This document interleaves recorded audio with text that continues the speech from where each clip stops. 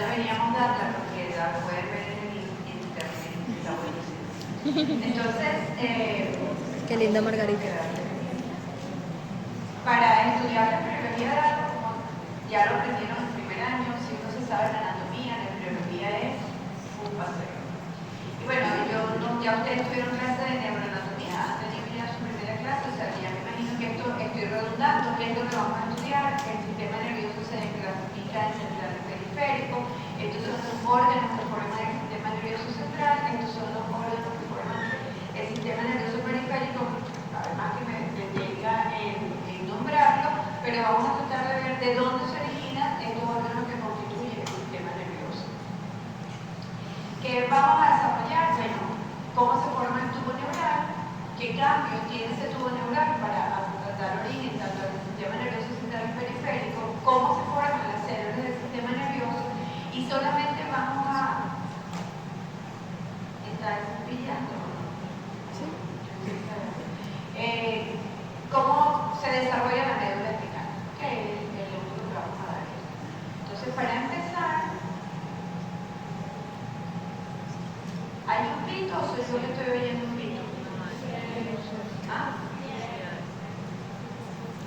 Será por mi celular que está ahí, no se me ocurre. Entonces, vamos a ver primero cómo se forma el tubo neural. Como recordarás de embriología,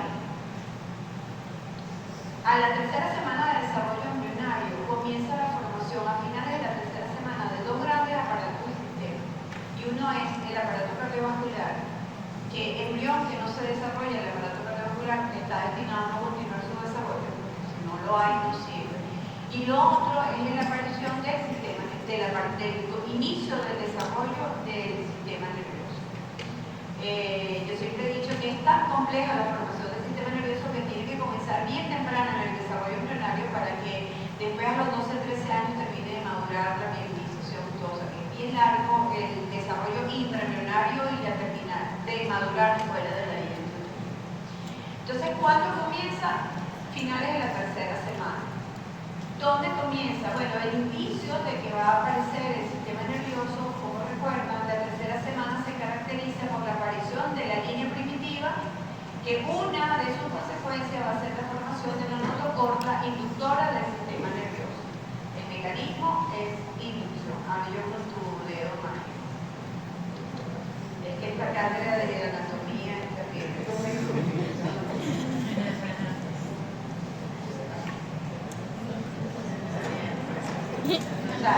Para hacerme sentir que estoy anticuada, para que me parezca.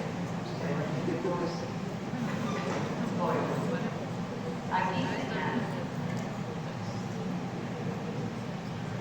atrás y aquí adelante. Okay. Entonces, finales de la tercera semana, donde en el disco trilaminar el ectodermo en relación con la notocorda, ya lo vamos a repasar, y el mecanismo de inducción, o sea, la notocorda y el mesodermo paraxial inducen al ectodermo que tiene encima para formar, iniciar la formación del tubo neural.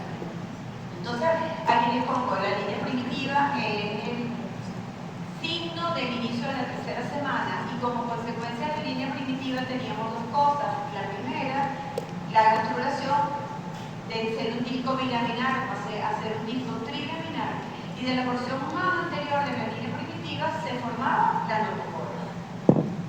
¿Okay? Entonces, de la porción más, la línea primitiva es esta rayita negra, ella se forma en sentido caudocefálico, y en su extremo cefálico, donde estaba el nodo primitivo, las células que se imaginaban aquí van a dar lugar a esta estructura que aquí está representada como una línea negra, que es la notocorda.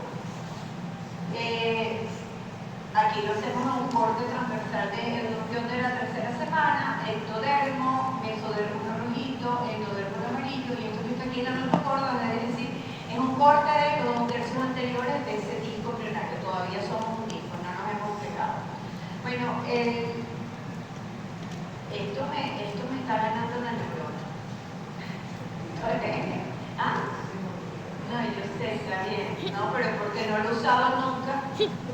Entonces, estamos claros. Al final de la tercera semana, y el elemento importante que se tiene que formar es la notocorda. No hay notocorda, no hay inicio de formación del sistema nervioso. la formación o el sistema nervioso primitivo es un tubo que se llama tubo neural. Y el mecanismo de formación del tubo neural se hace en dos partes, que se llaman neurulación primaria y neurulación secundaria. ¿A qué llamamos neurulación primaria? Bueno, la neurulación primaria es que, claro, lo estoy haciendo con la mano izquierda. Tú me lo pusiste en la izquierda a propósito, porque yo me enredara. Ahora sí. Bueno, este dibujo esquemático representa esta parte de acá arriba es el ectodermo. Se supone que la notocorda está aquí, esto es mesodermo en el dibujo.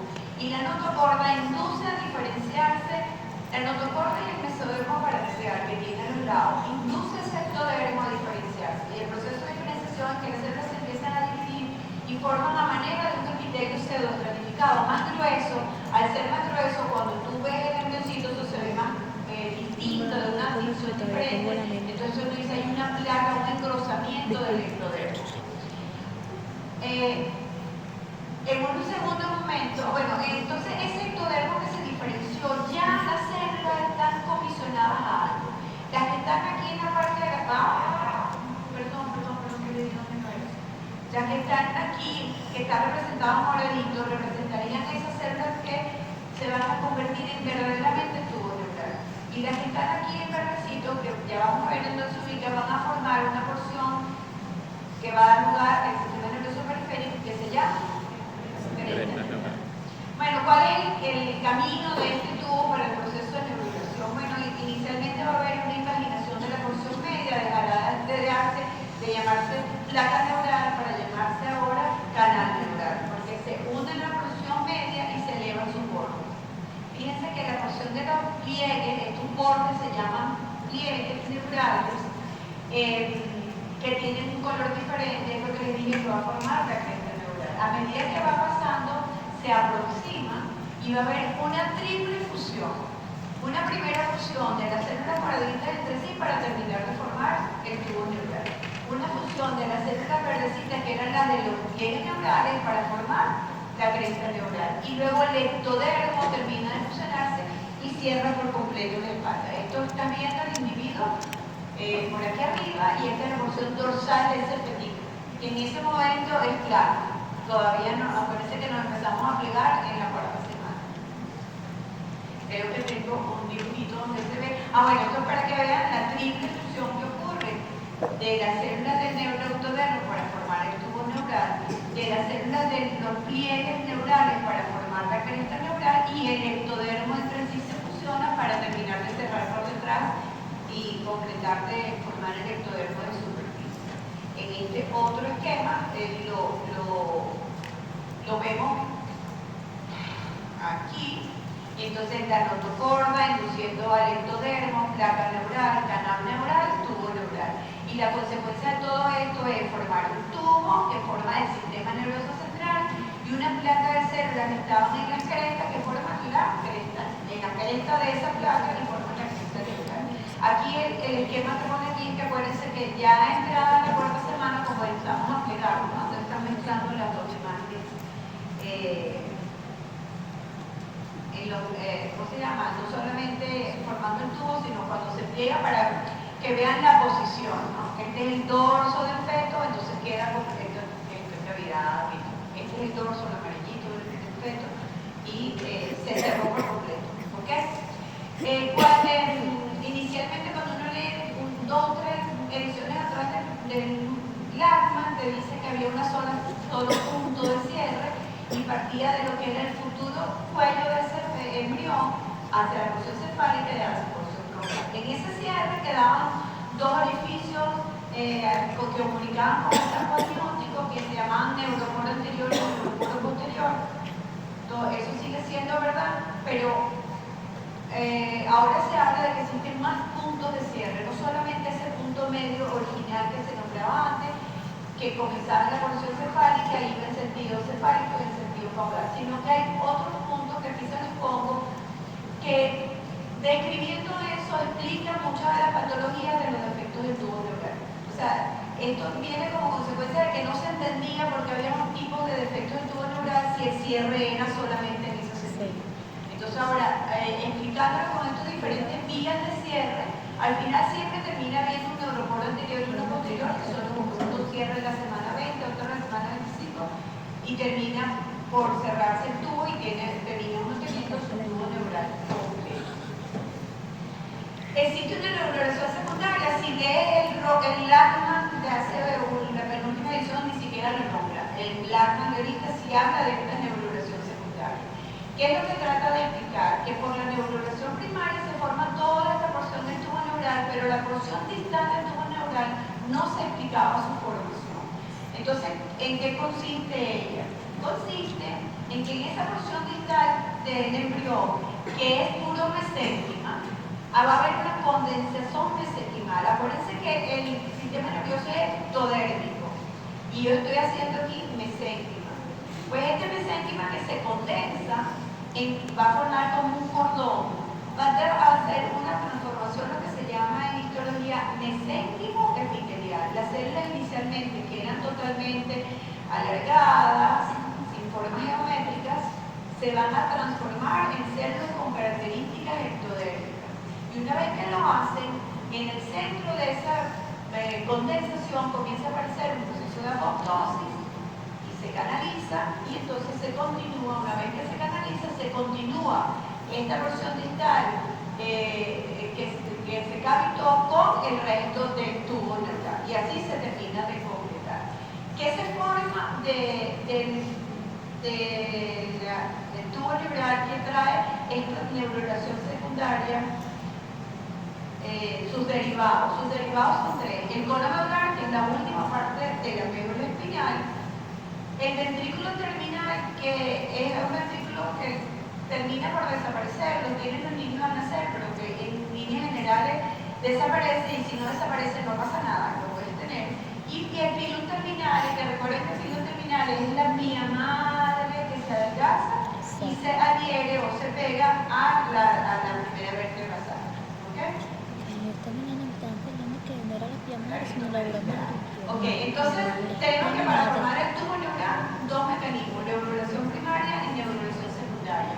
La neurulación primaria es inducida por la notocórdano. El notocórdano es formación del sistema nervioso y consiste simplemente en una placa, un canal y un tubo que se fusiona, y la consecuencia de esa fusión no solamente forma el tubo neural, sino la formación de la cresta neural. Sistema nervioso periférico, sistema nervioso central. Recordar la neurulación secundaria, que es un proceso ya no de inducción por la notocórdax, sino un proceso de condensación del mesénquimo más distal para formar la última parte de la médula del tubo. Okay. ¿Cómo evoluciona ese tubo neural? ¿Qué se forma a consecuencia del tubo neural? Bueno, en primer lugar, recuerda que ese embrioncito o ese disco no crecía así como un disco, sino que crecía más hacia la porción cefálica y caudal, tomado como una formita de pera. Bueno, igual el tubo neural es mucho más desarrollado la porción anterior que la porción caudal, cefálica que caudal, y él va a tener esa forma, ¿no? Mayor crecimiento hacia la porción cefálica que hacia la porción caudal. Esa porción cefálica como que crece en una parte más que en otra, entonces determina tres dilataciones. La más anterior se va a llamar cerebro anterior, cerebro medio, cerebro posterior, ¿okay? O prosencéfalo, mesencéfalo y romboencéfalo. ¿Okay?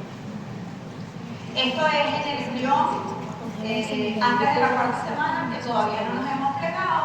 Recuérdense que el sistema nervioso, ese tubo neural, crece mucho más rápido de lo que puede crecer el disco y obliga al embrión a plegar, tanto en el sentido cefálico como en el sentido vagal, por el crecimiento del tubo neural. Eso hace que aparezca, no me gusta la palabra flexura, tengo otra que no me viene, acodaduras, una cervical y una cefálica. Esta que es cervical es la que está entre lo que va a ser la médula espinal y el romboencéfalo, y la cefálica entre el romboencéfalo y el mesencéfalo. Eso es la primera curvatura que hace, la primera torsión que hace el embrión. A continuación, este tubo de 3 vesículas se va a convertir en un tubo de 5 vesículas más o menos a la quinta semana de desarrollo. Y entonces la tenemos así. El prosencéfalo, cerebro anterior, se va a dividir en dos. en los dos, las vesículas telencefálicas y el diencéfalo. El mesencéfalo se queda igual y el romencéfalo se va a dividir en dos vesículas más, mesencéfalo y mielencéfalo. Y eso se continúa con la porción larga que da lugar a la médula espinal. Bonito que termina de plegarse, recuerden, ¿no? Termina de plegarse completo, no solamente en sentido cefalopodal, sino lateral. El lateral, recuerden, que es por el crecimiento de las omitas, que empuja solamente en la porción media del embrión y terminó de cerrar bien el sitio ubicado. Bueno, ¿qué se tiene que aprender de esto?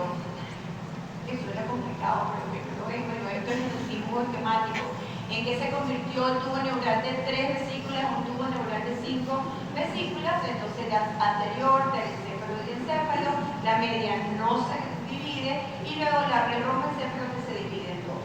Esto, lo que nos tenemos que saber es esto, que se forma de cada uno de ellos. Es un tubo, por lo tanto tiene una pared y una cavidad. La cavidad va a formar los ventrículos del cerebro y la pared va a formar el parénquima de cada una de las porciones del cerebro. Entonces tenemos que las vesículas telencefálicas van a dar lugar a los hemisferios cerebrales y la cavidad que tienen los ventrículos cerebrales. El mesencéfalo, el diencéfalo, que es lo que es el cerebro medio, es donde está el tálamo, subtálamo, hipotálamo y no me acuerdo de qué más hay. Va a formar ese cerebro medio y ahí va a estar el tercer ventrículo. El tercer ventrículo se va a comunicar con el cuarto ventrículo a través de un acueducto que es el que se forma en el cerebro medio, que se llama acueducto de Silva. Y el romboencéfalo, que se dividió en mete y mielencéfalo, este va a dar lugar a la protuberancia urinaria y al cerebelo y a la porción superior del cuarto ventrículo. El otro forma el bulbo raquídeo y a la porción inferior del cuarto ventrículo. ¿Es difícil de aprender? No, si te sabes el orden de los órganos. Primero que tú estudias la anatomía, el orden en que están los órganos, y esto es ordenadísimo, que va a formar una cosa, cada uno va a formar la otra. ¿Está claro? Eso es lo que da lugar el tubo neural, sistema nervioso central. Y las crestas neurales dan lugar a lo que se llama sistema nervioso periférico, es decir, a todos los nervios, los ganglios, ganglios tanto todos los ganglios nerviosos, ¿okay? Las neuronas y neurología de los ganglios, porque tenemos neuronas y neurología del sistema nervioso central que se forman en el neuroectodermo del tubo neural, y estas que están aquí provienen de la cresta neural, pero no solamente interviene en la formación de células del sistema nervioso central, sino que interviene en la formación de muchas otras células. Yo siempre les recuerdo que la cresta neural está tan metiche que tiene que ver con el corazón, que tiene que ver con la formación de la meninge, que tiene que ver con muchísimas, que cuando ellas no se forman bien y no migran correctamente, pues tenemos trastornos no solamente de la formación del sistema nervioso periférico, que pudiera haber algo, sino que tiene como consecuencia, sobre todo en el corazón. Por eso que cuando hay problemas del sistema nervioso muchas veces se pueden acompañar con trastornos de formación del corazón, que tiene mucho que ver con la formación de ellos. Ok, entonces ya vimos en general cómo se formaban los órganos del sistema nervioso, de dónde proviene. Ahora vamos a ver cómo se forma la célula del sistema nervioso central. Como sabemos, hay neuronas y neuroglía en el sistema nervioso central y hay neuronas y neuroglía en el sistema nervioso periférico. Vamos a ver de dónde provienen las del sistema nervioso central. La pared del tubo neural que convertimos y era prosencéfalo, mesencéfalo y telencéfalo y que luego se dividió esa pared, las células van a proliferar y van a formar un epitelio que en general se llama neuroepitelio y es la capa interna de ese tubo. Ellas proliferan y forman como un epitelio pseudoestratificado y uno lo llama neuroepitelio. Cuando comienza el proceso de diferenciación, lo primero que se hace es que esas células neuroepiteliales se van a diferenciar a neuronas. Según dice el diagrama, una vez que he terminado de formar las neuronas, entonces lo que queda hace el proceso de diferenciación a la neurología. Vamos a ver cómo lo hace. Entonces, aquí tenemos que la capa interna o neuroepitelial, luego las células que se van a diferenciar aquí azulitas se van a convertir en neuronas y los ausones de esas neuronas van a formar la última capa. Y esa capa se llama la capa del neuroepitelio, la capa del manto y la capa marginal. biológico es esto. El tubo neural es esto, la capa más proliferada, la capa neuroepitelial, por fuera de ella está la neurona, que es la capa del manto, y esta clarita que estaría aquí afuera representaría la capa marginal, que es donde están los axones de esa neurona. Vamos a ver cómo se diferencian. Esas células neuroepiteliales, como les dije, Latman dice que inicialmente comienza un proceso de diferenciación de neuronas. Esto también varía donde nos lea. Hay quienes dicen que hay una neurona apolar, después hay una pseudo, bueno, hay muchas cosas escritas, nos vamos a quedar con esto. Hay una neurona que no tiene ninguna prolongación, luego le aparecen dos prolongaciones y finalmente una de ellas se hace múltiple, que son las dendritas, y una única prolongación que es el axón.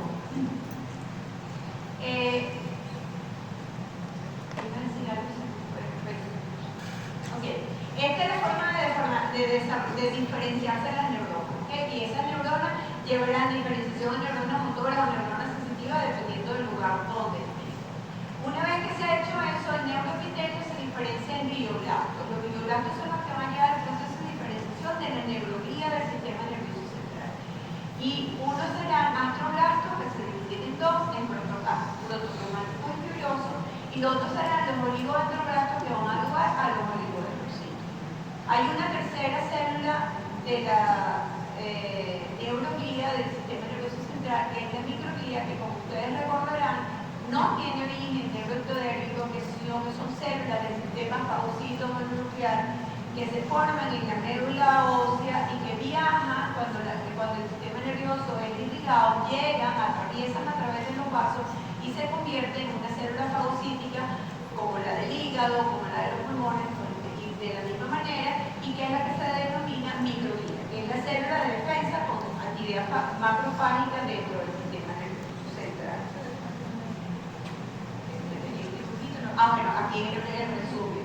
De la capa, bueno, entonces una vez que yo terminé de hacer eso, ya no me queda más, hice neuroglía, lo que queda se convierte en las células que recubren la cavidad, que son las células ependimarias, y dentro de los ventrículos cerebrales, ¿se acuerdan que hay una modificación de estas células que se convierten en la primera lámina de histología que ustedes ven? Que se convierte en ¿qué hacían los presocolores? Producir el líquido cefalorraquídeo. Produce el líquido cefalorraquídeo. Entonces está el resumen aquí, ¿no? Las células neuroepiteliales, que es lo que constituye el neuroectodermo, al final terminan siendo las células ependimarias que recubren la cavidad del ependimo de la médula. Las células del manto forman la sustancia gris del tejido nervioso, porque es donde van a estar los cuerpos de la neurona y es lo que nosotros conocemos como sustancia gris. Y ahí los glioblastos se van a diferenciar en la neuroglía que se ve en la sustancia gris, que fundamentalmente está formada por los astrocitos protoplasmáticos. Hay de los dos, pero fundamentalmente hay astrocitos protoplasmáticos. Y en la marginal, entonces, son los axones de esa neurona y la neuroglía fundamental, que hay una sustancia blanca, que son los astrocitos fibrosos, bueno, y oligodendrocitos, se supone que hay más aquí que en la sustancia gris, porque aquí es donde los oligodendrocitos son las células encargadas de mineralización en el sistema nervioso central. Ok, finalmente, ya vimos el tubito cómo se diferenció en las células neurales, vimos cómo esa pared de ese tubo se diferenciaba en el tejido nervioso, es decir, parénquima y estroma, neuronas y neuronas. Y ahora vamos a ver, por entender, cómo eso se organiza en la médula espinal, que es la más sencilla de entender. Ese tubo aquí en este primer el tubo está aquí y va a proliferar el neuroectodermo para diferenciarse, ¿verdad? En neuronas y neuroglía. Bueno, en la médula espinal se van a formar dos placas. Alar, que es dorsal, y una placa ventral o basal, ¿okay? Como uno lo quiera llamar. Si uno tiene el embrioncito así, uno lo llama dorsal o ventral o alar. ¿Y cuál es la otra palabra? Basal, ¿ok? Si recuerdan, cuando vimos histología de la médula espinal tenía sustancia blanca periférica, sustancia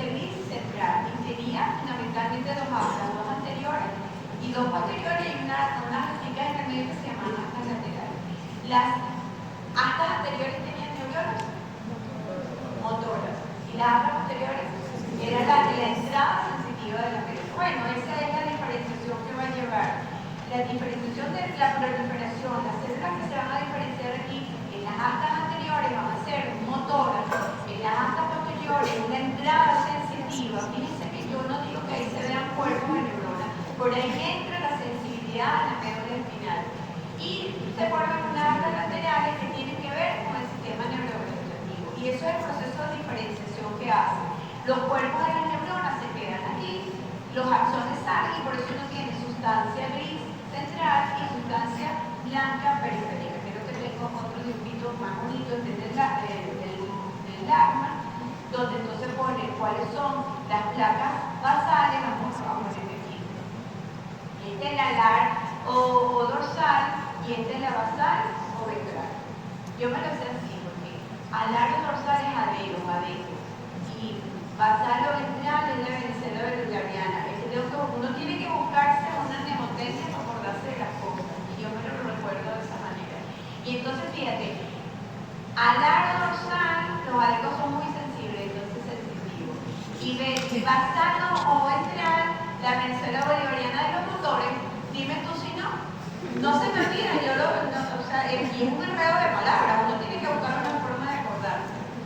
Y entonces aquí se ve en este esquema que pone el ACMA como tienen la entrada, la salida de los axones, ya lo vamos a ver ahorita, motores y la entrada de la función sensitiva en la parte dorsal. Y está aquí, resumiendo, los ventrales son motoneuronas, astas anteriores de la médula y dorsal, son sensitivas, astas posteriores de la médula. Y solamente por nombrarse, ¿no?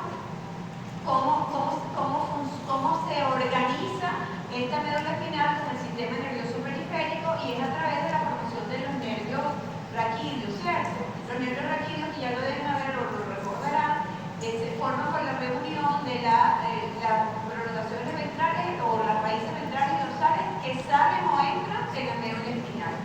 Entonces tenemos que de las astas anteriores o ventrales, que son motoras, salen los axones de las neuronas que están aquí, que es la raíz motora ventral. Y lateral a la médula espinal hay unos ganglios que son del sistema nervioso periférico. Bueno, las cuerpos de neuronas que están aquí tienen dos prolongaciones, son bipolares, tienen es mentira, son pseudomonopolares, porque son una sola prolongación que luego se divide, una que se va para afuera y es la receptora, la que funciona como dendrita, y la otra que ingresa como la raíz sensitiva dorsal de ese nervio, porque ella se reúne, el nervio lleva todos los componentes, tanto de receptor como de efector. Y así se forman los nervios. Yo creo que el profesor de neuroanatomía se lo dará mejor de lo que se lo estoy dando yo, pero de esa manera relaciona el sistema nervioso central con el sistema nervioso periférico. ¿Y qué me falta? La médula, el crecimiento para entender la determinación de la formación de la médula espinal durante el desarrollo. Bueno, la médula y la porción ósea crecen a la misma velocidad. Llega un momento que la médula detiene su crecimiento, pero la porción ósea sigue creciendo, el individuo sigue creciendo. Y entonces, si inicialmente los axones, los axones de los nervios salían al nivel de donde era, si aquí era S1, salían al nivel, a medida que la médula se queda avanzada, ellos deben descender para salir por donde les corresponde.